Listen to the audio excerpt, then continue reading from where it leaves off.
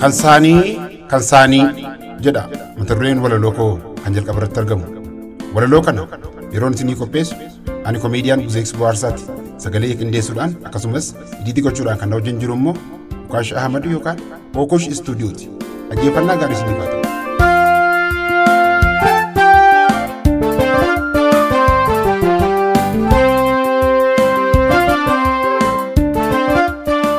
Kan saanii akka bara darbee akka bara kaanii kan saanii keenya immoo kan qaanii kan saaniittuun qeesiin fidus sheekii keenya abbaan dhugaa maraatuudhaaf beeki dhiisuu wayyaa waa'ee warra kaabaa waa'ee warra dhaabaa kan ture dabareen dhiigan waraabaa warra olof harkisu mataan gaggabaabaa warra cubbuun dhugaa cubbamaanis nagaa warra nagaan cubbuu nuti wal godhe bagaa. Qabaanis eeyyee qabna nutis eeyyee qabna mirga dhuunfaa warra gowwaaf gadheetu imimmaansaa cuunfaa. Beeki waan dheengaddaa wanta kalee taate taphattoota dhugaaf abbaa waancaa nyaate akka dhugaaf dhiigee dafqa isaa lolaase anumaa wajjinuu eenyu akka sirbee sireerra wal baase. Qeesotaaf sheekota paasterii waaqeffataa kan qaawwicha beeku ciisee dhaggeeffataa hayyuun jara doofaa taa'ee barreeffataa eenyutu eenyuuf yaadee moo eenyuun barbaadee si galateeffataa. Yaa konkolaachisaa ati hin madooftu du'a kootu seenaa keef ana sodaachisaa. Ilaa silaa dubbannaan kan wayyu waa'ee qaroof hayyu dursa of hubattaa qaawwa kee cufattaa.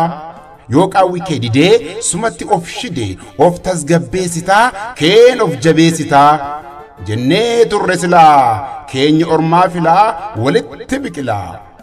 Anaafis naagame numan hiraarame jireenyaan wal jibbeen du'atti haraarame naaf ta'innaa laataa abbaan wal qixxeessaa baqata dabeessaa gaaddisa gameessaa ani addaan wallaalus kan beekutti baree jabaan eegee leencaa.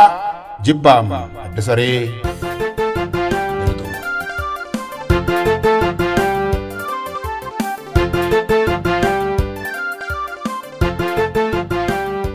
Kan itti aanu immoo kayi guyyaa arii jedha. Kayi guyyaa arii. Ka'een falaasfotaa wajjin falaasomaa kan galeef yoo galee didaa didus homaa. Gurgaarii kan qabdu ati inni dhageessu kayi guyyaa arii bilaa shangateessu.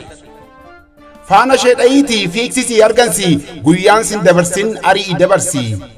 Hin dhaabbatin qarre qeerroo dargaggeessaa bakka irra dhaabbattu gaafa dulloomtu teessaa.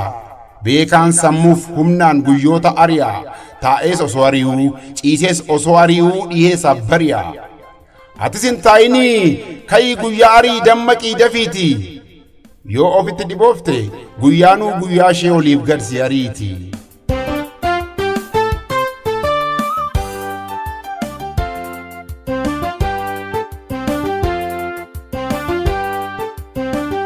Kan itti aanu immoo balbala sana cufi jedha. Balbala sana cufi milkii naaf fiddi jettee dhamaatee daandii baaftee kaayyoof galma jaaruudhaaf joortee dafqa lolaaftee. Daandii filatte sanaan osoo eegdoonnee guutuu milkiin si duddus dhuftee balbala kee rukutu karaa biraatiin arguuf balbala sana cufi balbala biraa baasuuf wallaansoo keetti fufi jedha.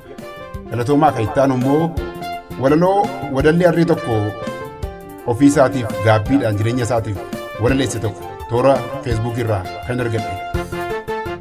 Abbaa gaangee naan jedhu.